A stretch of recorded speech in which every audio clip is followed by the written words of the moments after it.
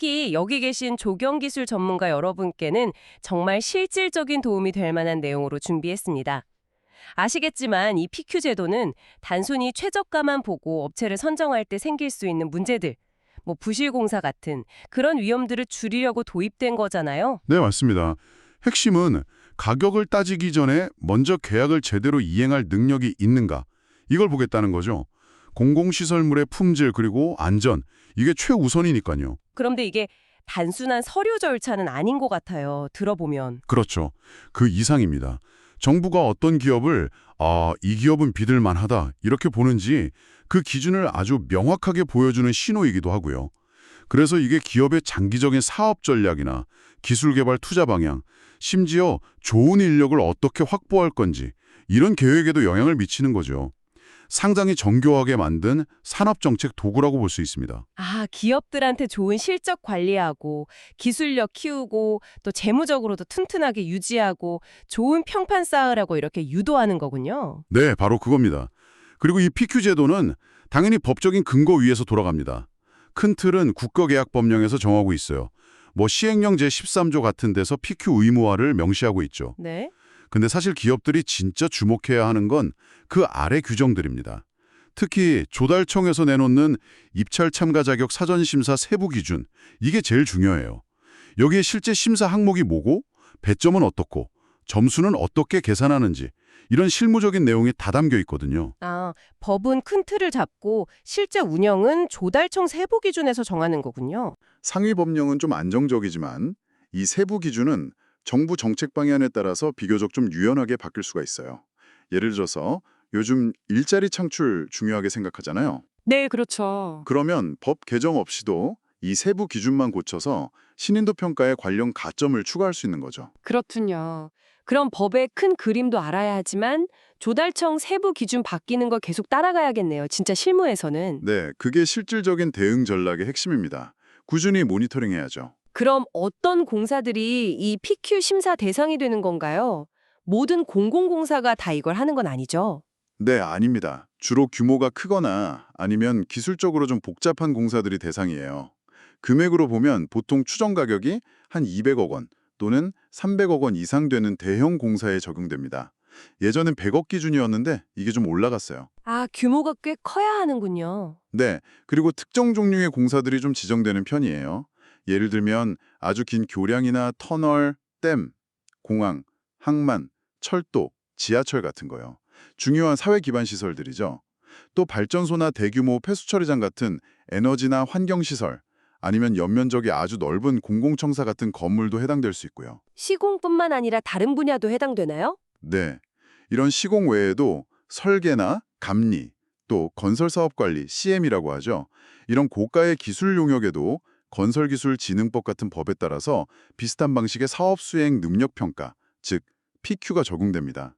특히 이제 조경 관련해서는 대규모 공원 조성이라 생태 복원 같은 복합적인 프로젝트도 일정 규모 이상이면 당연히 PQ 대상이 될 수 있습니다. 정부가 이런 특정 공사들에 PQ를 딱 적용하는 건 그만큼 이거 정말 중요하다. 이렇게 생각한다는 뜻이겠네요. 정확하십니다. PQ 대상 공사 목록을 보면요. 이건 사실상 정부가 이것들은 국가 운영에 꼭 필요하다고 여기는 핵심 인프라 리스트나 마찬가지예요. 핵심 인프라. 네. 공항, 댐, 지하철 이런 시설들 하나같이 기술적으로 굉장히 복잡하고 돈도 엄청나게 들어가잖아요.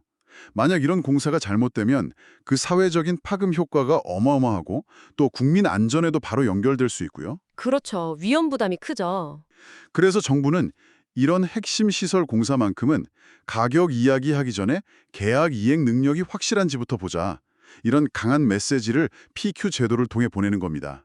국가 차원에서 위험을 관리하는 아주 정교한 전략인 셈이죠. 그 결과로 좀 전문화된 시장이 형성되는 측면도 있겠네요. 아무나 못 들어오니까. 네, 맞아요. 결국 해당 분야에서 진짜 최고의 기술력하고 재무 안정성을 갖춘 기업들만 참여할 수 있는 그런 특화된 시장이 만들어지는 효과가 있습니다. 이 PQ 심사 과정이 관문 방식, 게이트웨이 방식이라고 들었는데요. 구체적으로는 어떻게 진행이 되는 건가요? 네, 크게 두 단계로 진행됩니다. 근데 중요한 건 첫 번째 관문을 통과해야만 두 번째 단계 평가를 받을 자격이 생긴다는 거예요. 순차적이죠. 아, 1단계 통과 못하면 그냥 끝이군요. 그렇죠. 1단계는 경영상태 부문평가인데 이건 점수를 매기는 게 아니라 패스냐 페일이냐, 통과 아니면 탈락 이것만 결정해요. 목적이 뭔가요? 이 1단계는? 간단합니다. 기술력이 아무리 좋아도 재무적으로 너무 불안해서 공사하다가 문제 생길 것 같은 기업은 미리 걸러내자는 거죠. 최소한의 재무 안전판이라고 보시면 됩니다. 평가는 뭘로 하나요? 거의 전적으로 공인된 신용평가 기관에서 받은 기업 신용평가 등급 이걸로 합니다.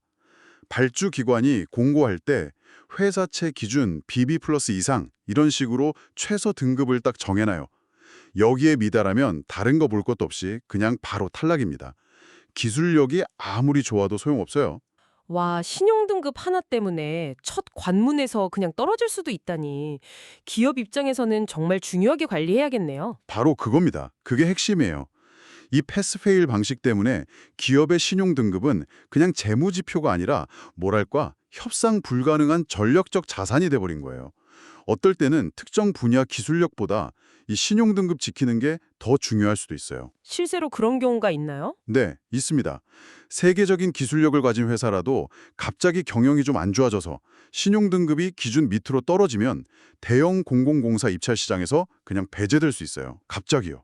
이건 결국 CFO나 재무팀 역할이 단순히 돈 관리하는 걸 넘어서서 수주 자격을 지키는 최전선에 서게 된다는 의미이기도 합니다. 재무 전략이 곧 수주 전략이 되는 거군요. 그렇죠. 따라서 재무구조 건전하게 유지하고 신용평가 기관하고 관계 잘 맺는 거. 이게 이제 공공조달에 하려는 기업에게는 생존이 걸린 필수 경영 활동이 된 겁니다. 부채 관리, 투자 결정, 현금 흐름 예측 하나하나가 입찰 자격에 바로 영향을 미치니까요. 정말 중요한 포인트네요. 그럼 이 재무 관문을 무사히 통과한 기업들은 2단계에서 뭘 평가받게 되나요? 2단계가 이제 기술적 공사 이행 능력을 평가하는 본 게임이라고 할 수 있습니다. 여기서는 점수제로 가요. 기업이 실제로 이 공사를 얼마나 잘 할 수 있는가, 그 전문 역량을 아주 정밀하게 평가하는 거죠. 항목들이 있겠죠? 네, 주요 평가 항목은 크게 세 가지로 볼 수 있어요. 시공 경험, 기술 능력, 그리고 신인도입니다. 배점은 공사 종류나 발주 기간마다 조금씩 다르긴 한데 대략적으로 보면 시공 경험이 한 30점에서 45점, 기술 능력이 한 35점에서 45점 정도 차지하고요. 신인도는 플러스 마이너스 3점 내외에서 가점이나 감점 요인으로 작용하는 경우가 많습니다. 각 항목별로 조금 더 자세히 설명해 주실 수 있을까요? 예를 들어 시공 경험은 뭘 보나요? 시공 경험은 말 그대로예요. 과거에 얼마나 비슷한 공사를 성공적으로 했는지를 보는 겁니다. 주로 최근 한 5년에서 10년 정도 실적을 보는데 여기서 제일 중요한 건 입찰 나온 공사랑 종류나 규모가 비슷한 동일 및 드사공사 실적이에요. 이게 배점이 제일 높아요. 핵심이죠. 그것 말고 또 보는 게 있나요? 네, 여기에 더해서 해당 건설업 면허, 예를 들어 조경공사업 면허 내에서 수행한 전체 공사 실적 금액, 이걸 총괄 업종 실적이라고 하는데 이것도 같이 평가합니다. 그럼 기술 능력은 어떤 면을 평가하는 건가요? 특히 조경 분야라면 어떤 기술력을 보여줘야 할까요? 기술 능력은 그 기업이 가지고 있는 기술 자원, 그리고 혁신 역량, 이런 걸 평가하는 거예요. 예를 들면 해당 분야 전문 기술자, 특히 기술사 같은 고급 인력을 얼마나 데리고 있는지, 기술자 보유 현황, 또 이 기술자들이 해당 공사 관련 경력이 얼마나 되는지 이런 걸 봅니다. 조경이면 조경 기술사가 중요하겠네요. 당연하죠. 조경 분야라면 조경 기술사나 관련 분야 경력 많은 엔지니어 확보가 중요하겠죠. 그리고 또 매출액 대비 R&D 투자 비율, 기술 개발 투자 비율 같은 걸 봐서 기술 혁신에 얼마나 투자하는지, 또 특허나 정부에서 지정한 신기술을 실제 공사에 얼마나 썼는지, 신기술 활용 실적 이런 것도 평가하고요. 조경 분야만의 특화된 기술화 같은 것도 어필할 수 있겠군요. 그럼요. 예를 들어 생태보건 기술이라든지 스마트 공원 관리 기술, 아니면 좀 특수한 녹화 공법 같은 거. 이런 혁신 기술 개발하고 적용한 실적이 있으면 좋은 평가를 받을 수 있습니다. 마지막으로 신인도 항목은 가점도 있고 감점도 있다고 하셨는데 구체적으로 어떤 것들이 해당되나요? 신인도는 일종의 사회적 평판 점수라고 생각하시면 쉬워요. 잘한 일에는 점수를 더 주고 잘못한 이력이 있으면 점수를 깎는 방식이죠. 정부가 중요하게 생각하는 사회적, 경제적 가치를 반영하는 항목이라고 볼 수 있습니다. 예를 들면 어떤 게 있을까요? 가점 요인으로는 청년 고용 많이 했다든지 하는 일자리 창출 노력, 하도급 대금 대대로 지급하고 보증 잘 서주는 공정한 하도급 관계 구축, 건설 현장 안전관리 잘해서 우수평가받은 거, 환경 법규 잘 지킨 거, 이런 것들이 있을 수 있고요. 반대로 감점 요인은 입찰 담합 같은 불공정 행위로 제재받은 이력, 현장에서 중대재해 발생한 거, 임금 체불한 거, 환경 법규 위반한 거, 이런 것들이 해당됩니다.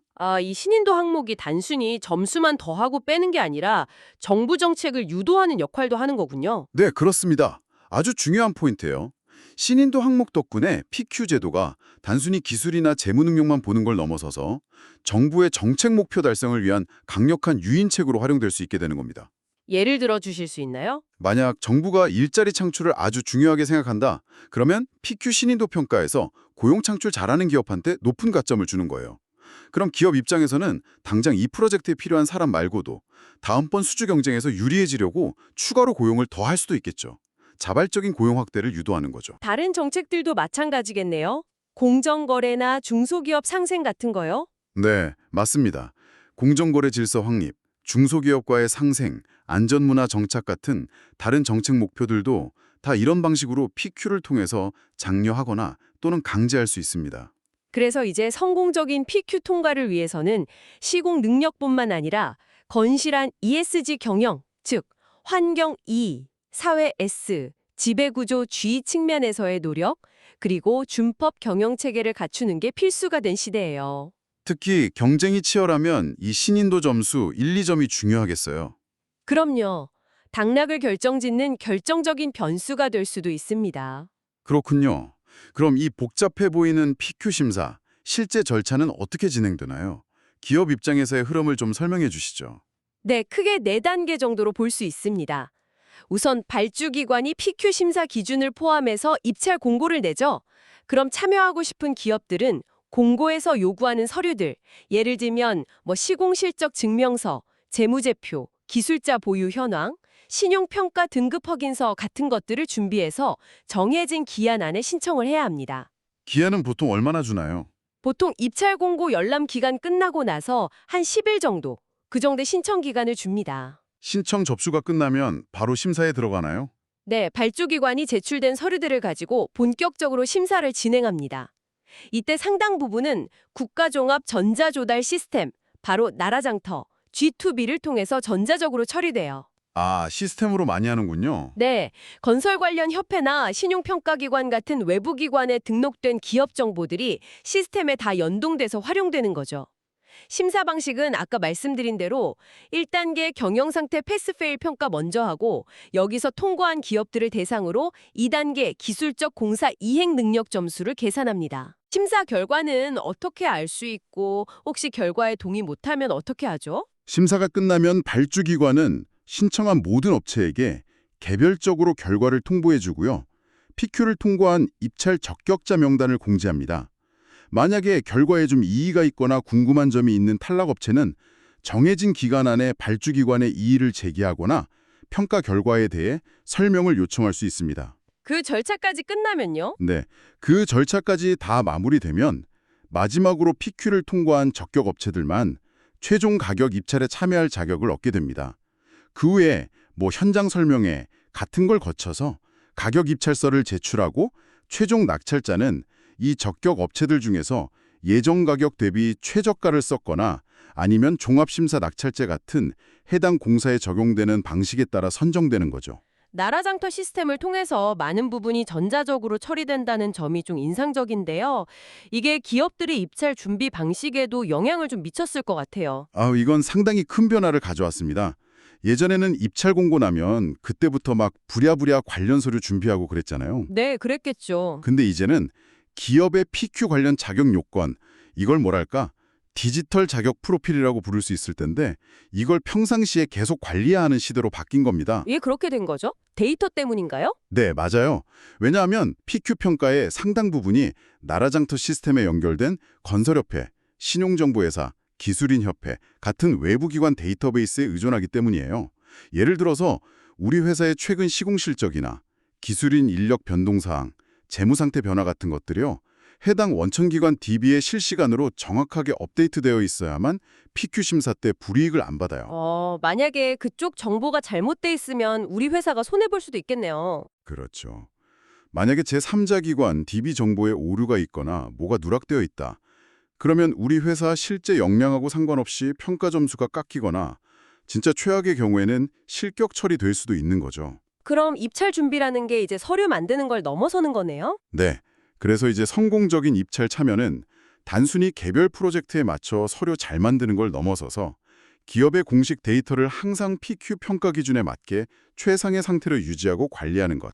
이게 지속적인 행정 능력, 데이터 관리 역량이 필요한 상시적인 경영 활동이 된 겁니다. 그렇군요. 자, 이제 본격적으로 우리 조경 분야 전문가이신 청취자분들이 가장 궁금해하실 내용으로 넘어가 보겠습니다. 조경공사의 PQ 평가는 다른 건설 공종하고 비교했을 때 좀 다른 특징이 있나요? 네, 가장 핵심적인 차이가 시공 경험을 평가하는 방식에 있습니다. 예를 들어서 교량이나 터널 공사처럼 공종이 비교적 좀 표준화된 경우에는요. 입찰 대상 공사랑 거의 똑같은 종류, 똑같은 규모의 공사를 과거에 해봤던 경험, 즉 동일 공사 실적을 아주 중요하게 평가해요. 네. 그런데 조경공사의 PQ 심사에서는 원칙적으로 이 동일 공사 실적보다는 업종 실적을 주된 기준으로 삼습니다. 업종 실적을 기준으로 한다. 그게 구체적으로 어떤 의미인가요? 심사기관이 평가할 때요. 과거에 이 디자인, 이 규모랑 똑같은 공원을 만들어 본 적 있나? 이걸 따지기보다는 이 기업이 조경공사업 면허 가지고 지난 몇 년간 얼마나 다양한 조경 관련 프로젝트들을 성공적으로 해왔나? 이걸 본다는 거죠. 즉, 해당 업종 안에서의 전반적인 실적하고 역량을 더 중요하게 본다는 의미입니다. 아, 조경 분야만의 특성을 좀 인정한 거군요. 네, 그렇다고 해석할 수 있습니다. 단순히 똑같은 걸 반복하는 게 아니라 프로젝트마다 다른 땅 조건, 다른 생태 환경, 다른 디자인 컨셉에 맞춰서 창의적인 해결책을 찾아야 하는 게 조경 작업의 본질이잖아요. 그런 걸 고려한 평가 방식인 거고요. 좁고 반복적인 경험보다는 조경 분야 전반에 걸쳐서 폭넓게 검증된 수행 능력을 더 높이 평가하겠다는 의도가 담겨 있다고 볼 수 있습니다. 하지만 조경 프로젝트도 규모가 크고 복잡한 경우가 많잖아요. 뭐 공원 하나 만드는데도 이것저것 많이 들어가니까요. 그런 복합적인 사업 수행 경험은 어떻게 평가되나요? 아, 좋은 질문입니다. 업종 실적이 주된 기준이라고 해서 유사공사 실적의 중요성이 완전히 없어지는 건 아니에요. 특히 대규모 도시공원 조성이나 하천 생태 복원, 아니면 대규모 수변공간 개발처럼 토목, 건축, 전기, 설비 같은 다양한 공종이 막 섞이는 복합적인 조경 프로젝트 있잖아요. 그런 걸 수행했던 경험은 여전히 기업의 역량을 보여주는 아주 중요한 지표로 인정받습니다. 조경 자체가 좀 복합적이긴 하죠. 그렇죠. 조경은 본질적으로 식재, 지형 조성, 생태 관리 같은 좀 부드러운 요소, 소프트스케이프하고 광장 포장이나 파고라, 놀이시설 같은 단단한 요소, 하드스케이프가 복합적으로 어우러지는 작업이니까요. PQ 심사에서는 이런 복합적인 과업을 성공적으로 기획하고 관리하고 실행했던 경험을 당연히 긍정적으로 평가합니다. 예를 들어 대규모 공원 실적이 있으면 다른 프로젝트에도 도움이 될 수 있다는 거군요. 네, 예를 들어서 대규모 공원 조성 실적은 단순히 공원 카테고리를 넘어서서 나중에 다른 유형의 대규모 공공 오픈 스페이스, 뭐 광장이나 생태습지 같은 거요. 그런 프로젝트 입찰에서도 해당 기업이 복합 프로젝트 관리 능력이 있구나. 이걸 보여주는 중요한 유사 실적으로 간주될 수 있습니다. 왜냐하면 같은 조경공사업 업종 안에서 요구되는 핵심적인 기획 능력, 설계 이해 능력, 시공 관리 능력, 유지 관리 능력 이런 걸 다 공유하고 있기 때문이죠. 그렇다면 조경 전문 기업들은 이런 PQ 시스템에 효과적으로 대응하려면 어떤 전략을 좀 세워야 할까요? 몇 가지 핵심 전략을 제안해 볼 수 있을 것 같습니다. 첫째는 다양하고 깊이 있는 포트폴리오 구축입니다. 업종 실적 중심 평가에 대응하려면 단순히 공사 많이 했다 이게 아니라 공원, 녹지, 생태 복원, 경관 개선 등 다양한 유형과 규모의 조경 프로젝트를 성공적으로 완수한 질적으로 우수한 포트폴리오를 만드는 데 집중해야 합니다. 그게 폭넓은 전문성을 보여주는 거군요. 그렇죠. 조경 분야 전반에 걸쳐서 폭넓고 깊이 있는 전문성을 입증하는 가장 확실한 방법이니까요. 둘째는 핵심 기술 인력 확보 및 육성입니다. 기술 능력 점수는 당락을 가르는 정말 중요한 요소예요. 자격 갖춘 조경기술사, 조경기사, 관련 분야 엔지니어, 그리고 숙련된 현장 기술 인력으로 구성된 강력한 팀을 유지하고 이분들 경력 관리도 체계적으로 하고 계속 교육 투자도 하고 이게 필수적입니다. 그리고 아까 강조하셨던 재무 건전성하고 신인도도 중요하겠죠? 네, 세 번째는 흔들림 없는 재무 건전성 및 긍정적 신인도 관리입니다. 1단계 경영상태 패스페일 관문, 그리고 2단계 신인도 가점 감점. 이건 모든 공중에 공통적으로 적용되는 절대 기준이에요. 높은 신용 등급, 깨끗하고 긍정적인 기업 평판.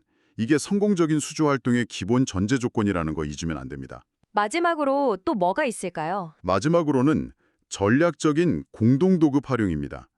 때로는 우리 회사 혼자 힘으로는 대규모 공사 PQ 기준, 특히 규모나 실적 요건을 맞추기 어려울 수 있잖아요. 네, 그럴 수 있죠. 이럴 때는 대형 종합건설사나 아니면 특전 기술, 예를 들어 생태보건이나 수처리 기술의 강점이 있는 전문 중소기업하고 공동수급제, 즉 컨소시엄을 구성하는 게 아주 효과적인 전략이 될 수 있습니다.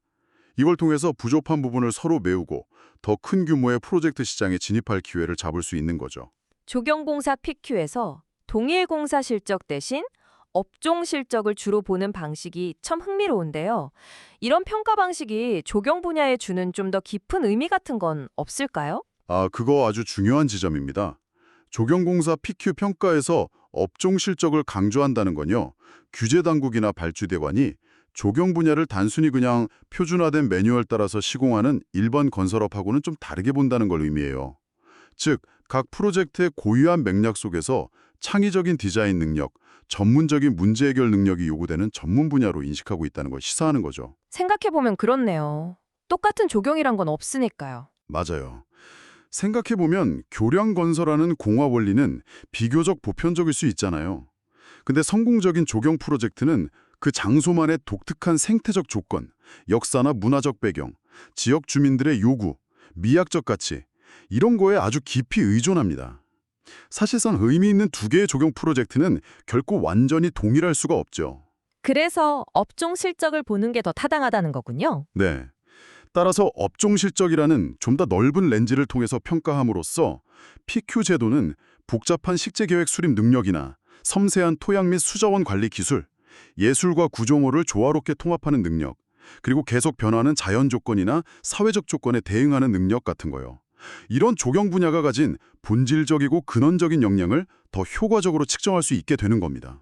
이게 조경 기업들한테는 어떤 전략적 의미를 줄까요? 중요한 전략적 시사점을 줍니다. 즉, 단순히 시공 실적 건수나 금액뿐만 아니라 그 기업의 디자인 철학, 브랜드 평판, 그리고 그동안 수행해온 모든 프로젝트에서 보여준 일관된 품질과 혁신성, 이런 것들이 공공조달 시장에서도 아주 중요한 경쟁력 있는 자산이 된다는 걸 의미해요. 디자인의 탁월함이나 창의적인 문제 해결 능력이 이제 정량화 가능한 경쟁 우위 요소가 될 수 있다는 가능성을 열어주는 거죠.